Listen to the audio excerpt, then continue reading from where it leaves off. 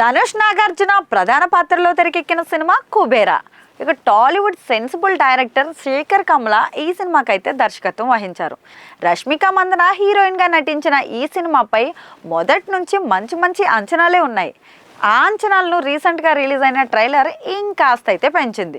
June 20న Kubera cinema release కాబోతోంది. మరి ఈ సందర్భంగా మేకర్స్ ప్రమోషన్స్ ను వేగవంతం చేశారు.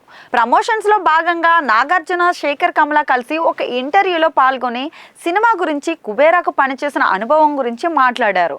ఇక ధనుష్ హీరోగానే కాదు, అన్ని విషయాల్లోనూ అతనికి మంచి టాలెంట్ ఉందని, అతను మల్టీ టాలెంటెడ్ అని శేఖర్ కమ్ల అయితే చెప్పారు. ఇక ధనుష్ కూడా డైరెక్టర్ అవడంతో రీటేక్ అడిగినా, ఇంకేమైనా చెప్పినా కానీ దాన్ని ఎలా రిసీవ్ చేసుకుంటారో అని కుబేరా షూటింగ్ ముందు టెన్షన్ పడ్డానని, కానీ ధనుష్ సింగిల్ టేక్ లోనే సీన్ చేసేసేవాడని, నాగార్జునతో ఆల్రెడీ పరిచయం ఉంది కాబట్టి ఎలాంటి ఇబ్బంది లేకుండా షూటింగ్ కంప్లీట్ చేశానని చెప్పారు శేఖర్. ఇక జిమ్ ఇంగ్లీష్ లోనే మాట్లాడారు. అయినప్పటికీ కూడా ఫస్ట్ సీన్ లోనే తెలుగు, తమిళ్ డైలాగులు చెప్పి అందరినీ ఆశ్చర్యపరిచారని, సినిమాలో రష్మిక చాలా స్పెషల్ రోల్లో కనిపిస్తుందని, కుబేరా కోసం క్యారెక్టర్లు డిమాండ్ చేసిన నటీనటులనే తాను సెలెక్ట్ చేశానని, అసలు ఈ కథను సినిమాగా చెయ్యాలనే ఆలోచన రావడమే తాను అదృష్టంగా భావిస్తున్నట్టు శేఖర్ కమ్ల అయితే పేర్కొన్నారు. తాను చేసే ప్రతి సినిమాలో కొత్తదనం ఉండేలా చూసుకుంటానని, గత 2-3 ఏళ్ళుగా ఎలాంటి క్యారెక్టర్లు చేయాలనే విషయంలో తాను కన్ఫ్యూజన్లో ఉన్నానని, అలాంటి టైంలోనే తన వద్దకు కుబేరా వచ్చిందని,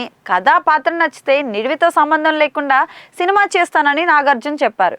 ఇక బాక్స్ ఆఫీస్ నెంబర్లను పెద్దగా పట్టించుకొని అవి ఎప్పుడు శాశ్వతం కాదని, ఎప్పటికప్పుడు ఆ నెంబర్లు, రికార్డులు మారుతూనే ఉంటాయని నాగార్జున అయితే చెప్పుకొచ్చారు. మరి ఈ సందర్భంగానే తాను కూలీ సినిమాలో సైమన్ అనే విలన్ పాత్రలో చేస్తున్న విషయాన్ని కూడా నాగార్జున అయితే వెల్లడించారు. కూలీలో తాను విలన్ అయినప్పటికీ కూడా తను డైరెక్టర్ లోకేష్ ఎంతో అందంగా చూపించాడని నాగైతే చెప్పుకొచ్చారు.